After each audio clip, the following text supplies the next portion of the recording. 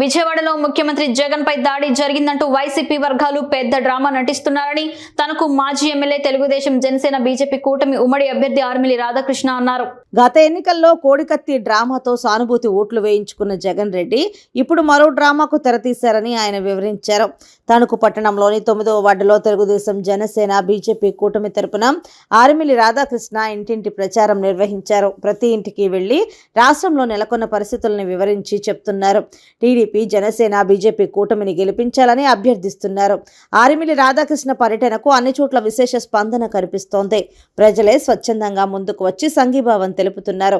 ఈ సందర్భంగా ఆర్మిలి రాధాకృష్ణ మాట్లాడుతూ జగన్ రెడ్డి కొత్త డ్రామా గురించి వివరించి చెప్పారు. ఎన్నికల ప్రచార కార్యక్రమంలో భాగంగా ఇంటింటికి వెళ్ళి రాబోయే రోజుల్లో చంద్రబాబు నాయుడు గారు, పవన్ కళ్యాణ్ గారు, అదేవిధంగా బీజేపీ కూటమి ముందుకు రావాలనేది ప్రతి ఒక్కరికి కూడా తెలియజేయడం జరుగుతుంది. ముఖ్యంగా ప్రజలందరూ కూడా, మహిళలందరూ కూడా పెద్ద ఎత్తున స్పందిస్తూ వారందరూ కూడా రాబోయే రోజుల్లో తెలుగుదేశం జనసేన కూటమి రావాలని ఆకాంక్షిస్తున్నారు.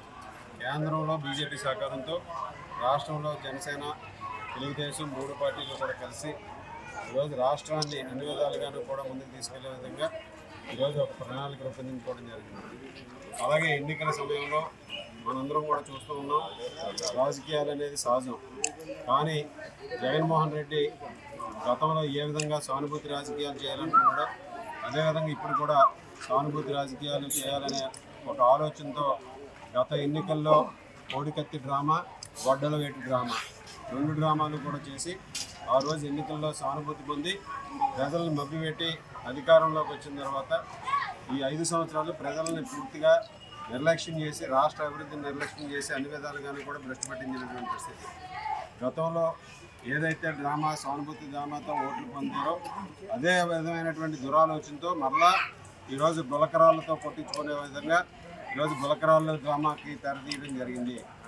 ఈ గులకరాళ్ళ డ్రామాలో మొత్తం కూడా సన్నివేశం చూస్తే మనందరం కూడా పూర్తిగా ఇది ఒక పక్కా ప్రీ ప్లాన్డ్గా చేసి ప్రజల సానుభూతి పొందాలనే ఆలోచనతో చేసినటువంటి డ్రామాగా కనిపిస్తుంది. 7 గంటల నుంచి 8 గంటల 10 నిమిషాల వరకు విద్యుత్ లేకపోతే ఒక సీఎం కాన్వాయ్లో విద్యుత్ పవర్ కట్ చేస్తే ఏ విధంగా అధికారులు ఎలా చేశారు, అదేవిధంగా ఏ విధంగా ఈరోజు ఒక సీఎం కాన్వాయ్ వెళ్ళే రోడ్లలో విద్యుత్ లేకుండా ఉండే పరిస్థితి వచ్చిందనేది మనందరం కూడా ఆలోచన చేయాలి. అదేవిధంగా ఈరోజు ఈ డ్రామా మొత్తానికి జగన్మోహన్ రెడ్డి చూస్తే 5 సంవత్సరాల్లో అభివృద్ధి అనేది ఎక్కడా లేదు, పరిశ్రమలు లేవు, ఎక్కడా కూడా యువతకు ఉద్యోగాలు లేవు. ఈ విధంగా రాష్ట్రం భ్రష్టు పెట్టిపోయినటువంటి పరిస్థితి. అలాగే కక్షపూరిత రాజకీయాలతో ప్రతిపక్ష నేతల మీద దాడులు చేసే విధంగా 5 సంవత్సరాలు పనిచేశారు తప్పితే ఈ రాష్ట్ర అభివృద్ధి ఆకాంక్షించి ఎక్కడా కూడా పని కూడా చేయాలి. సో ఈ డ్రామాలో మొత్తంగా అన్ని సన్నివేశాలు చూస్తే ఇది ఒక ప్రీ ప్లాన్డ్గా ఇక్కడ రాయి ఏదైతే గులకరాయి తగిలిందని చెప్తున్నారో దానికి సంబంధించి ప్రీ ప్లాన్డ్గా అక్కడ అంతా కూడా సెక్యూరిటీ, హై సెక్యూరిటీ జోన్లో ఎవరు దాన్ని వేశారనేది పట్టుకోలేకపోయారు. ఈరోజు ఎయిర్ పిస్టల్ అంటున్నారు, లేకపోతే ఏదో విధంగా వచ్చింది అని చెప్పి అనేక రకాలుగా ప్రచారాలు చేస్తున్నారు, సానుభూతి పొందాలని ప్రయత్నిస్తున్నారు. కానీ ఇదంతా కూడా ఒక డ్రామాలో భాగమని ఈ సందర్భంగా తెలియజేసుకుంటాం.